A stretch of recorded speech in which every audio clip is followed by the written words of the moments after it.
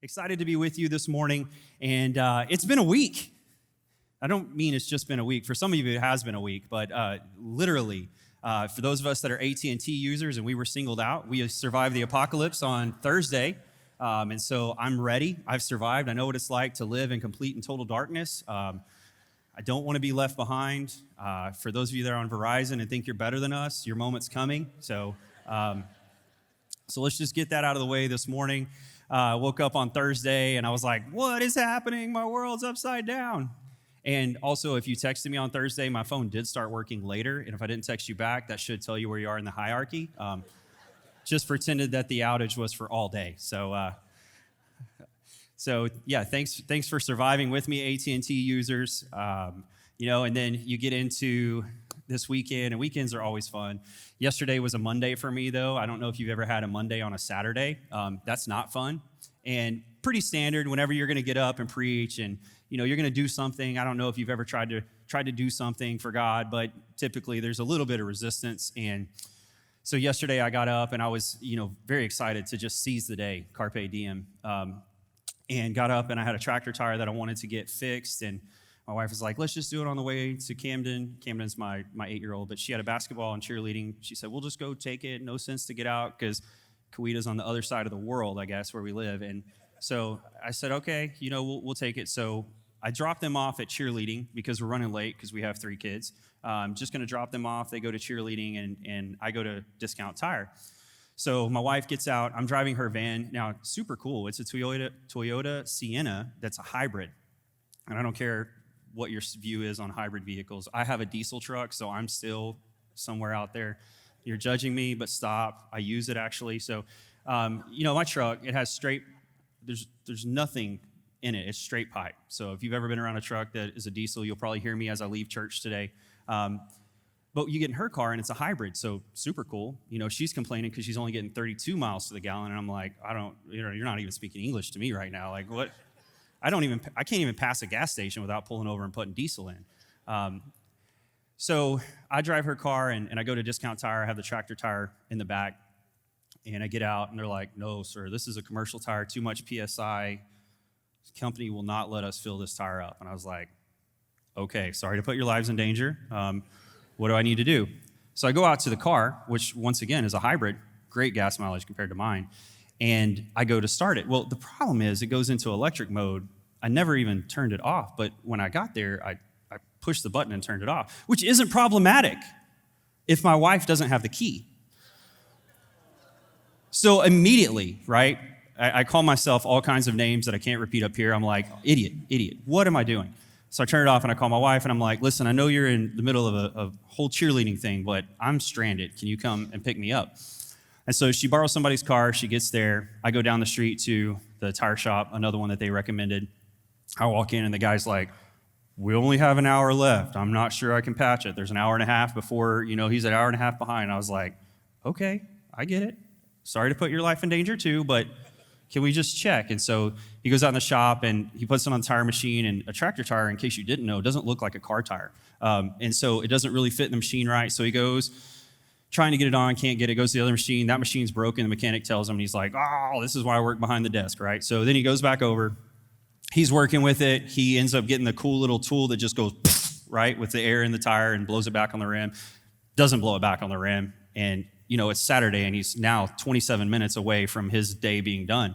And his Saturday is not a Monday. So he finally puts a strap around it. He puts the strap on backwards twice, a ratchet strap, which some of you who've worked with ratchet straps, 1 is probably forgivable. 2, you have to turn in your man card and you should step away. So he puts it on. Well, I'm holding it, right? Like I'm trying to hold it in the middle of the tire. It's not that big. It's like this big. So I'm holding it in the middle of the tire, and he puts it on the second time backwards, and I'm like, you work here, buddy. Like, can I have the smart end of the strap? Let me figure this out. And so, I'm there, and he finally gets it back on the rim. And as soon as he gets back on the rim, I'm like, man, I never doubted you. And he goes, yeah, you did. Yeah, you did. And I was like, well, it's better to be surprised than disappointed, right? So anyway, we got the tire, put it back in the car. I go watch cheerleading. My daughter has, if you've never seen a third grade basketball game, it's exhausting emotionally. I mean, literally, I'm still like, I'm still amped up, right? So they have a girl on their team who we need to check birth certificates for. She is Giannis, or if you know Shaq, I mean, she was just absolutely devastating us, and that didn't sit well with some of our moms. Dads were like, I wish that was me. Like, that's cool. And moms were like, she's going to kill everybody. So I leave the game and I get home and I'm like, man, my weeds, they're looking bad. I better mow my weeds because our weather can't figure it out. Get on my zero turn, put in my headphones. Listen, it's therapeutic. You put in your headphones and you're just, I have in-ears from when I play on the worship team. I can't hear anything else. Don't hear the roar of the mower. I just hear my podcast. And I'm like, man, I'm settling in with Jesus, listen to my worship stuff. And I'm like, yeah, I'm going to knock it out of the park tomorrow. Here we go. So get done with that. And I'm feeling so good that I decide to weed eat. Now, you're feeling good if you decide to weed eat because Satan created weed eating, I'm sure. And here's the other thing. I haven't been smart enough to figure out that the more stuff that I put in my yard, that's more weed eating in my yard. So trampoline, great idea. I hate it, right? Like all these different things. Keep building fences. Fences are the worst. So I'm weed eating, and we have a Great Dane, 2 Australian Shepherds. I can picture in your mind our Great Dane. It's not like a miniature Great Dane that's some boutique dog. It's a Great Dane, and it's great. Earned its title. So the Great Dane has left me a present, which I don't see because of my weeds. And I have my weed eater, and I'm really trying to get, the right angle to make it look pretty. And it's vaporized, like it goes airborne. And it hits me. Now, I have shades on, yeah. So it hits me, but here's what I feel like. I feel like Two-Face from Batman, like half of my face is gone. And I immediately, because my mouth was closed, because I don't ever smile, I had my mouth closed and I was like, So I set the weed eater down. I'm so mad I don't even turn it off, right? I leave it running because I'm like, and I go inside and my wife's sitting in the chair. And so I push the back of the chair and she's thinking I'm messing with her because that's usually me. And I'm like, so she turns around and honestly, I really thought half of my face was covered. It was there, whether or not she saw it. I wasn't making it up. But I was like, so I went to take a shower, got out of the shower, and I thought, well, I'm not weed eating. Listen, I'm not stupid, right? I didn't want to do it anyway. God's telling me, son, don't weed eat. I was like, yes, Lord, I hear you clearly. I'm not weed eating. I may round up everything now, even if it gives me issues. Hey, I get to see Jesus quicker, so I am so over weed eating right now. So I take a shower, I get outside, I get on the tractor, and I'm like, oh, this is great, right? Tractor, I don't know, I'm still an overgrown man-child, driving the tractor, loaded up, get to the far end of the driveway, the other tire goes flat. And I'm like, all right, so then I have to walk it all the way back to the house. Gonna replace the valve stem, it busts on me, I'm like, okay, I'm just done. I walk inside, I'm like, babe, I'm done. I'll just be in bed. If you need me, come find me. And so I walked in there and I thought, well, I'm gonna play video games because overgrown man-child, right? So I start playing video games and my Wi-Fi is not working. It was at that point that I had to either call Pastor Barry and ask him to pinch hit or really just reorient myself and say, listen, it's not that bad. It's a whole Monday on Saturday and I had that day going into it and I just thought, God, you're probably gonna wanna say something really important to people if my headspace is trying to get this jumbled up. So I truly believe today as we close out this series, Go and Tell, that God has something he wants to say to you. I joked about an apocalyptic world, but as we look at the book of Peter, 1 Peter chapter 4, we're going to venture there today. You don't have to pull out your Bibles. I know that doesn't sound spiritual, but we'll get into it. We'll even have it on the screen and you can pull it out. But let me just set the setting. Peter is trying to talk and encourage Christians. He's trying to say, guys, look, we're facing a lot of different things in this world, and he really is in what would seem to be an apocalyptic setting. He's in a place where the Roman governor or the Roman emperor is crazy. He's dealing with all of the different aspects of what that looks like. They're facing persecution, and we're not talking about hey, you get 30 days of community service. If with good behavior, we'll knock that down to 6 and a $400 fine. It's death, dismemberment. They're facing real stuff. And I don't want to minimize what we are facing right now with our culture to any degree, but listen, it's not the same. Context, it's not the same to what they were dealing with. Just because somebody attacks you on Facebook because you said Jesus is my one and only, that doesn't mean the same thing that they were going through. And so Peter's trying to tell them. And so I want to read just the first part of this. And if he's facing this scene, he says, 1 Peter verses 4, verse 7, it says, the end of the world is coming soon. Therefore is one of those statements, right? You expect there's something coming, right? That's going to be happening. And so you kind of sit back and you're going, all right, Peter, what are you going to say now to these people who are facing persecution? You know, Peter has preached to crowds. He's done all kinds of crazy things. And now he's going to reaffirm as he gets older what that looks like. And as he's talking to them, you know, he wants to tell them, therefore. And some of us would think, all right, now he's about to tell us, right? Go get your school bus, go put it underground, at least 6 feet. Make sure that you have a non-carbureted, like a non-computer engine. Make sure it's carbureted so EMP won't take it out. Some of you guys are probably trying to grab ham radios and walkie-talkies in case, you know, the cell phone service goes down. Store up at least a year's worth of dry goods and some filtered water. Like, we need to make sure we have a filtration system. You would think that he would say, all right, here's what we're going to do. We're going to batten down the hatches. Like, we're self-protect mode.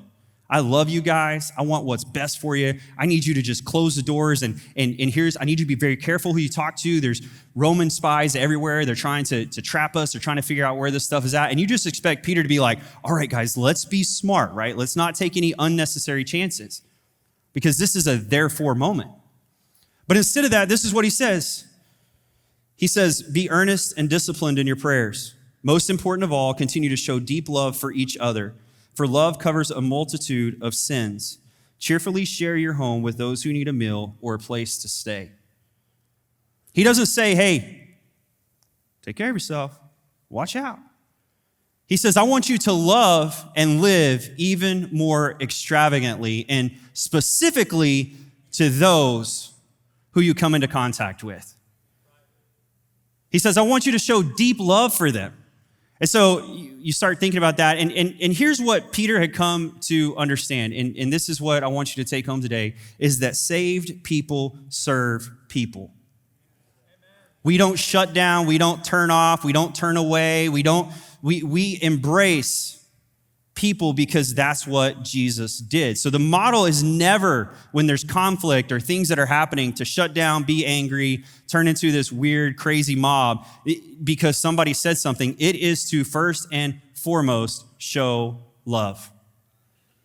Now, if you've never seen a furious mob, I invite you next Saturday, 9 a.m., if we have the same referees, you will see a group of women who are very upset about the way that the referees called the game. So I think we have a home game. Oh, actually, no, it's up at Will Rogers. So please, if you want to come, great entertainment. Unless you're emotionally invested like me, and I choose not to say a whole lot out loud anymore because I coached my daughter in 3rd grade, so I know better. The games can swing very, very quickly, but very fun to watch.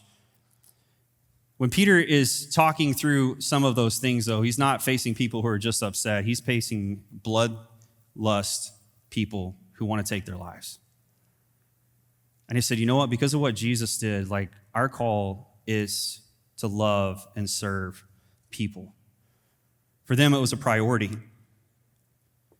Peter emphasized that above all else. It should be central to how we relate to one another. It's not superficial or conditional, but deep and genuine. He says that it covers over. Now, some of you are like, theologically, listen. Here's what love does. Love has the opportunity and gives you the opportunity to overlook and forgive some of the faults and wrongdoings of others because you see them as humanity. Far too often in our lives, we hold people to a standard inside our head that God never intended them to live up to. And what I've learned in ministry is that the more that I put in people, the more, faith that I put in people, and that's not loving them, but the more that I put in them, the more opportunities that I have to not see them how God sees them. Because I start saying they should, right? I'm having a hard enough time, right, with what God is asking me to do. And then I start looking at them and it's like, well, they should know better. Right? And then I drive in traffic and I'm like, well, I should never drive again. If I have my wife's hybrid, it really limits the ability I get to drive sometimes. And we start doing this conditional thing where we look at others and we say, well, they should be further down. And we don't ever take a chance to really see them how God sees them with love and to offer a little bit more mercy and grace. So Peter's bringing it back and he's saying, listen, guys, you have to see them and have love as a priority. Because when you've been saved, you serve others so that they can feel the same way that you felt when Jesus walked into your life. When we genuinely love someone, we're more inclined to extend grace in everything that we do for them and forgiveness rather than dwelling on their shortcomings or holding grudges. It says a multitude of sin. Here's the thing. This recognizes that people are prone to mistakes and are imperfect. I don't know, this is something I really struggle with. If someone lies to me, like the first time, I'm like, the second time, I'm mad at myself, right? And the third time, I'm like, depart from me. I never knew you, right? It's hard for me. And a lot of that is how I was raised. My mom was like, I don't care what you do, don't lie. And so I go back to that, but I'm like, I have a problem sometimes being able to look past what people have told me and what they've done to me if it's a pattern. And Peter's saying this, he's saying, listen, if you see people how Jesus sees people, and you think of what he's done, then you have to start viewing the world differently. So he's saying, when you approach people, approach them with love so that you can mitigate or alleviate the impact of what that means. Love fosters reconciliation, healing, and restoration in relationships. And I said it to the first service this morning. Listen, you can be right and still lose. You can lose a relationship because you were so intent on being right, and you see something that was a mistake as a pattern, that you're not worried about reconciliation now. You're not worried about restoration, but you have to be right. And the problem with that is that at the end of the day, you lose because of the value that they add, and you don't know. And Peter's like, hey guys, listen. Hey, hello, listen to me. Here's what I'm telling you. When you go into it with the mindset, right, that Jesus first loved us, then it changes your perspective when you see people not as problems, but as opportunities. And here's the thing, humanity is broken. The only thing that fixed it, right, and restored relationship and reconciliation was what Jesus did. And so he's trying to bring it back and say, listen, here's what I need you guys to do. I need you, if you really want this to spread, we're not going to act like other people. We're not going to lose our minds over those things. We're not going to shut in. We're not going to shut down. Here's what we're going to do. We're going to love and live as extravagantly as we can. And it bothers me, and I'm going to lump you in here, that we sometimes as a church are trying to be so unlike the things of this world that we forget who we're supposed to look like. We can point out everything that's wrong with a certain individual. We can point these things out, and here's where there's conflict, or here's where they're walking in this. And it's so easy to point it out when you're sitting back and you're like, yeah. But that's not what God called us to do. So the weight on us is for us to go and tell so that they can come and see. Right? So we're not rehabilitation specialists. Right? You're not like, wives, look over at your husband or girlfriends and say, listen, you're lucky I took a chance on you. No, some of you are moving. I was totally kidding. But that's how we feel when it comes to other people. Right? How dare you? I took a chance on you and all you did was disappoint me. You never had to bear the weight of responsibility for his rehabilitation. You lead him to Jesus, who is the ultimate reconciler, the ultimate restorer. He fixes what's broken. You just get to be part of the process. The weight is never on us. And so we take it personally when people are broken because we know they're broken and they don't get fixed the way that we want them to get fixed or the time frame we want them to get fixed. But here's the thing, they're in process. And we celebrate progress because you're not perfect either. Husbands, look at you. No, I'm just kidding. We're not going to go there. I know. I'm stirring up trouble today. But you fight so hard to be something or not like something that you never become who you were created to be. You're wasting so much energy when Peter's like, love and live extravagantly. And listen, the church couldn't write back and be like, well, you don't know what's going to happen to us if we're honest. Peter's like, bro, we're like in this together. You realize that, right? Like we're all a part of this faith community. Like we're in this together. I'm not telling you this and being like, all right, well, good luck, guys. I'll see you next Sunday. Like we're in this together, and God has entrusted to us the ministry, the work of the ministry. In Mark 10:45, he said this. He said, for even the Son of Man did not come to be served, but to serve and to give his life as a ransom for many. He was on mission to serve, and that they would see how he served and how he loved. And as they modeled that, it would start bringing people to them. Because how can you argue with love? Like you're sitting in a prison cell and you're like, hey, what happened? Well, I prayed for a lady. She got healed. Jews didn't really like it. Like, what does a soldier say? Yeah, well, you shouldn't have prayed for that lady who needed to be healed, or how dare you take care of the widows and orphans? Let's go, up on the cross. Like, it does not make sense, right? When's the last time you did something good for somebody and they said, why are you doing this? Because there's your gateway. Save people, serve others, and love others. When's the last time that you did something, lived, loved extravagantly to a point where people were like, well, why are you even doing this? And you had, let me tell you. Because see, Jesus, I'm just trying to be more like Jesus. How do you argue with that? You can jump into semantics. You can do all that. I know we're in Tulsa, so I know there's a lot of ways to argue with that. But at the end of the day, you know what you will do to that person? You will so vex them. They will walk away not being able to forget what you did and why you said you did it, because your motives are pure. Not wanting anything in return. You step into a space where most people wouldn't. I'm telling you, when you love and serve others the way that Jesus is talking about it, without any ROIs or intrinsic value that's related back to you, when you do what you're supposed to do just because you're supposed to do it and not because you have to and because I've told you and you feel guilty because,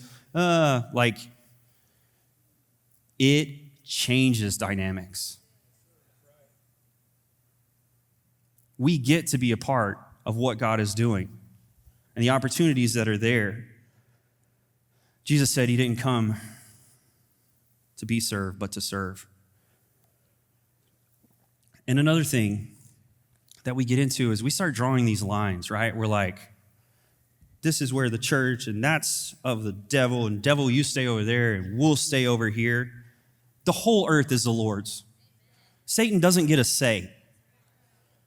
He doesn't get to sit back and hold dominions and powers, because we have a God who breaks those down. He doesn't get to hold people in addiction. He can set people free. He doesn't get to hold people. Here's the thing. We have the greatest hope in the world of eternal life, that no matter what happens to us, take whatever you do to me, right? You can't finish me, because he has the last word. So we have the ultimate finisher. Right? So Peter's talking from that, and the context is so much more vivid that they know as they step out, if they say anything to anybody, it could mean a death sentence to them. And he's like, go do it. And they're like, what? And he's like, go do it. And they're like, what? Because they know what's going to happen. And for them, the cost is worth the risk. And here we sit inside our car, we get an invite card, and we're like, oh God, probably not her, probably not them. And we're vexed. Oh, okay, let me hear you clearly next time. Because we get comfortable and we forget what he did and we forget the example. So we sit back and here's the thing. We have the answer to life's problems.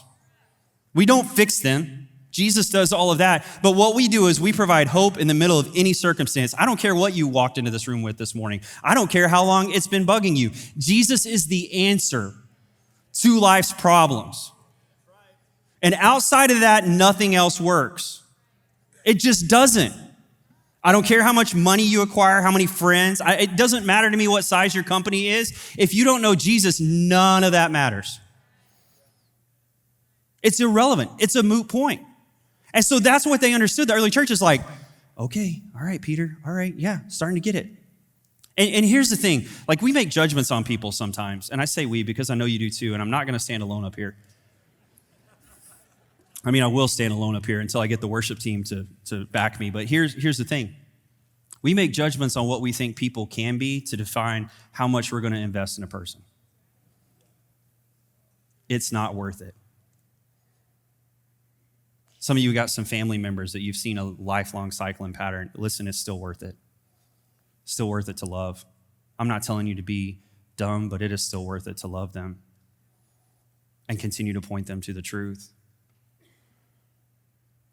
I'm an almost 40-year-old up here that during my teenage years, my parents put $50 inside the front of my Bible to see if I ever opened it, and for 3 years I didn't. Now some of you are like, $50, that's no big deal. Listen, in 2001, that was 46 items off the dollar menu, which was enough to start childhood obesity, if not fully finish someone off.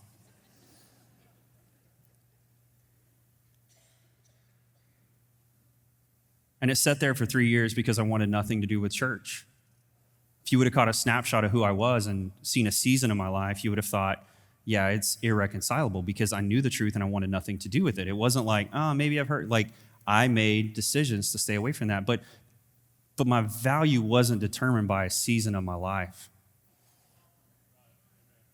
And you got some people that you wrote off for a lifetime that were just in a difficult season. You got people that you see that you pass as a coworker that, like, maybe they're in a season and maybe you're the person that God is sending to them. You've just been too hard-headed to listen. Save people, serve others. When God walked into your life, it made a difference. And here's the thing, why would you not want that for someone else? And that's what Peter understood. He's like, listen, it doesn't matter. Like, this is going to pass away. Eventually, all will be reconciled. Our job is to do what he's asked us to do until we see him again. There's a video that I watched on, probably a reel somewhere, and this mom, she's talking to her 3-year-old, and she goes, are you going to be part of the problem, or are you going to be part of the solution? She said, I'm the whole problem.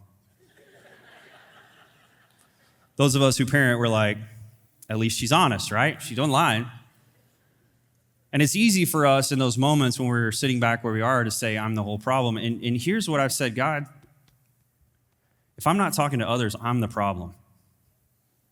I don't get to push that off on not being trained. I don't get to push that off on something else or not having the tools or resources. If I don't tell people what you've done in my life and how good you are, I'm the whole problem. You can't say, well, somebody once said no to me. I mean, you can say that, but that's a pretty weak excuse in light of eternity. To say, oh, well, I tried, and so I think I'm not going to try. Pretty weak excuse in light of eternity. And you're defining what their value is to you when their value to God is not on the same scale. Peter goes on, and he says this, verse 10, he says, God has given each of you a gift from his great variety of spiritual gifts. Use them well to serve one another. Do you have the gift of speaking? Then speak as though God himself were speaking through you. Do you have the gift of helping others? Do it with all the strength and energy that God supplies. Then everything you do will bring glory to God through Jesus Christ, all glory and power to him forever and ever. Amen. Now some of you are like, well, I don't speak and I don't help, so I'm not on that list. Joke's on you. He's saying use whatever you have by all means possible to let others see him in you. Because there's this entrustment that happens, right? You're entrusted with something. When we're saved, we become entrusted with the truth that's found in Jesus and what that means and the reality that things are different. There's more to life than just this. We're entrusted, right, with that news, the good news. It's not just any news, it's the good news. He's entrusted that with us, and now we have to get it out. And here, sometimes what happens is we have in our head what we think God wants to do with us. And when that doesn't happen, we're like, well, just didn't work out the way that I wanted to. But the truth is, not everything good you want to do is God's will for your life. That's a hard pill for us to swallow. right? Not everything. Well, I thought I was going to be a televangelist or an evangelist, or I thought I was going to have this company that was able to fund 65 water wells. Maybe you have it, maybe you don't. But here's the thing, the disappointment can't lead to your decision to shut down. Just because you're not being used, your life isn't what you thought it should be or what you wanted it to be, it doesn't mean that you're like, well, maybe next time. Save people, serve others. What are you going to do with what you have? So you're not a great public speaker. Okay, you don't have to be. The church was spreading mouth to mouth while those guys were telling the good news to one another and saying, come and see. They didn't say, wait and see what happens. Some of us are in the wait and see mentality. Well, we'll just see how it all pans out. Come on. That's not what Peter is saying. There's a lot of people in this room that are missing their current assignment of what God has with you because you become angry with God that you didn't get your way with what your life has turned out to be. Just because that's how it is, that's how it's panning out, it doesn't mean that you sit back. I said earlier, third grade basketball is an emotional roller coaster, and I'm serious, it is. Especially if you have a kid on the court. You go screaming, yelling, crying, like that can all happen within 30 seconds. Because you're like, oh, that's my kid,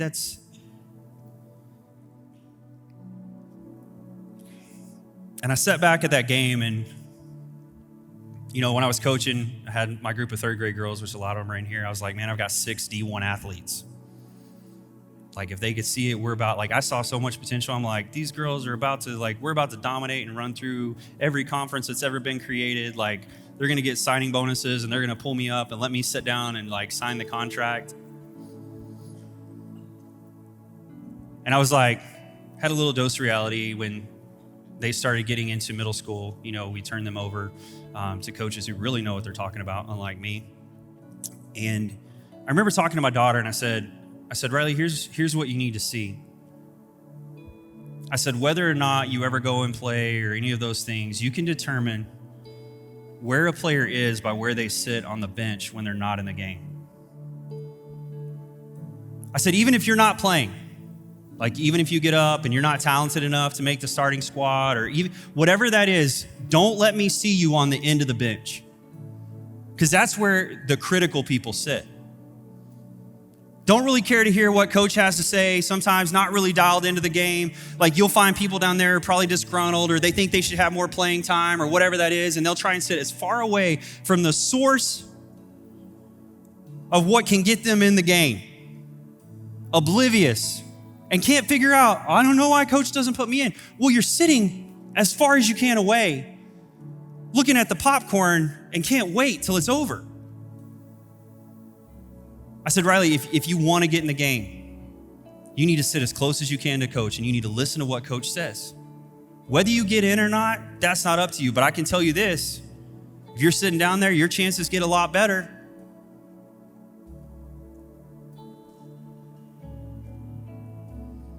It matters who you're listening to. It matters what you're doing.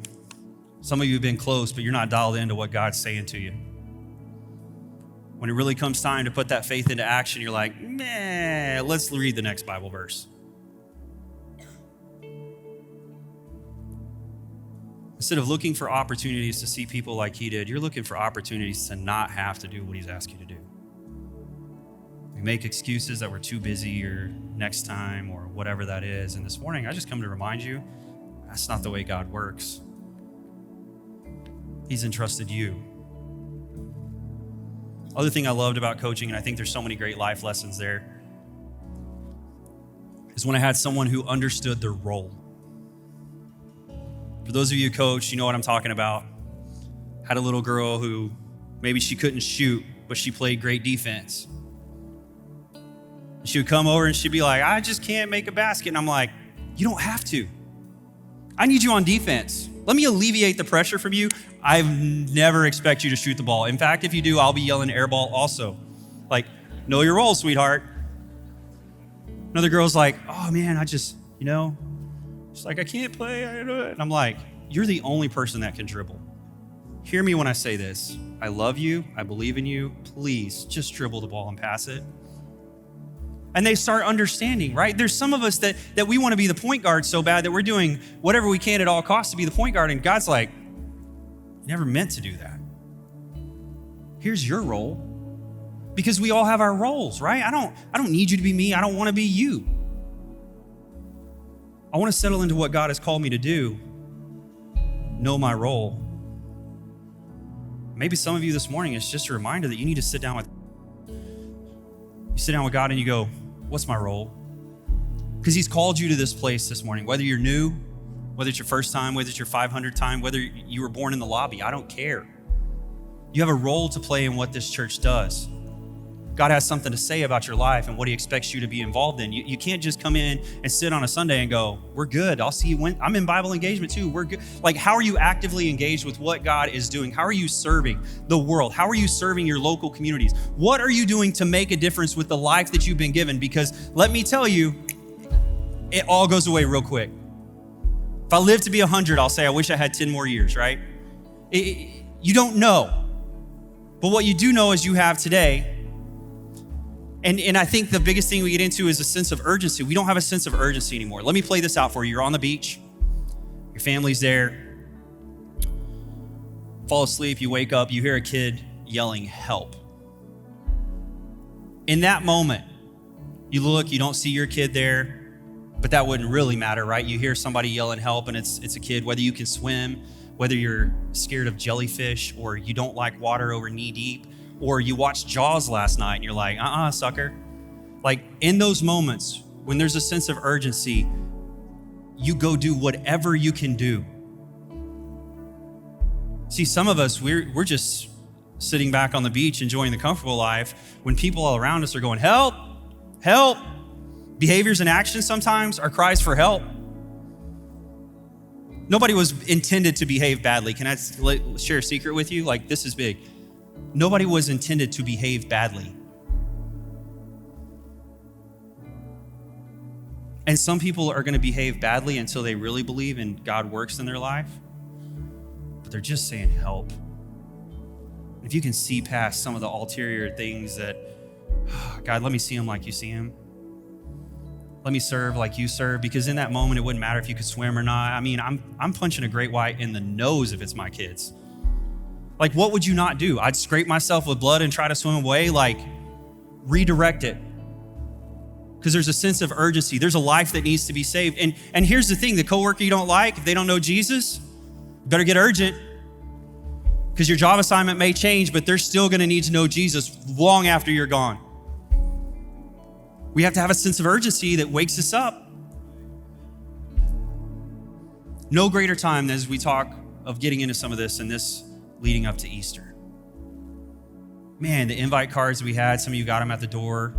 I want you to just take a moment and grab that card if you have it. We're not gonna have ushers come down like it's communion. If you don't have it, it's okay. You can get them on your way out. But I want you to grab that card and I want you to see that card as somebody's face or a name. I want you to see the card as an opportunity to invite into a relationship with Jesus, and not just another thing that we've tried to creatively do, but that is an opportunity for people to come into an environment where they can start to see Jesus more clearly. And you don't have to wait. They can accept Jesus in a gas parking lot. They can, I'm not saying, but here's what I'm saying. You have tools available to you in your toolbox from what we gave you this morning for you to help people who may be far from God come a little closer. And I want you to think about that. And here's what I've learned when it comes to save people, serve people. That opportunity, there's two ways that we usually respond in times. One, in service to others, it's spontaneous, right? You get home, your neighbor's outside, he's kicking his lawnmower. I'll help him with lawn mowing, not weed eating. So you see it and you're like, hey, let me help. Or he's like, man, I'm just out of gas. And you're like, I got gas, here you go. Like something little that starts a conversation. Maybe that's spontaneous and act of service. Here, let me help you know a little bit about it. Maybe you're at work and you do something to help. Maybe you're in a gas station and you see somebody, or you're in a grocery store and you just do a spontaneous, man, God really laid it on my heart. Just let me do this, right? Or there's planned.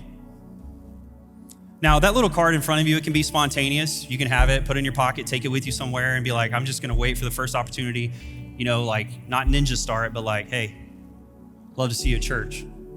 Or two, you plan it out. Right now, God's speaking to you somebody's name.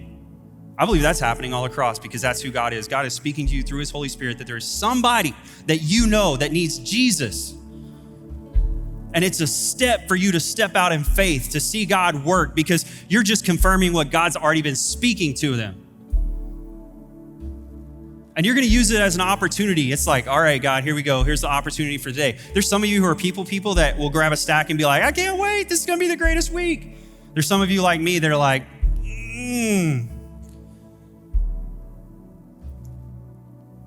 But we don't get to opt out.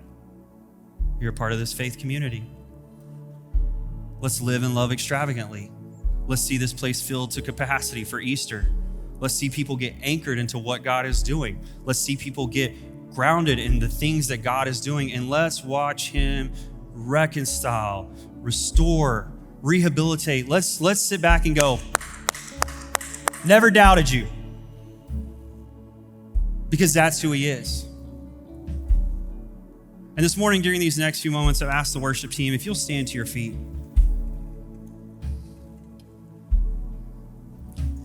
Maybe the person beside you know them, maybe you don't, but maybe you just reach over and say, hey, what somebody God's speaking to you? And you take a moment during this song to just say, God, settle in on my heart. God, challenge me to be who you've created me to be. God, speak someone to me. God, give me the strength and courage to be who you've called me to be. Just during these next few moments as they sing, talk to the person beside you if you know him, ask him, and let's worship God because of what he's going to do as a result of us stepping out in faith.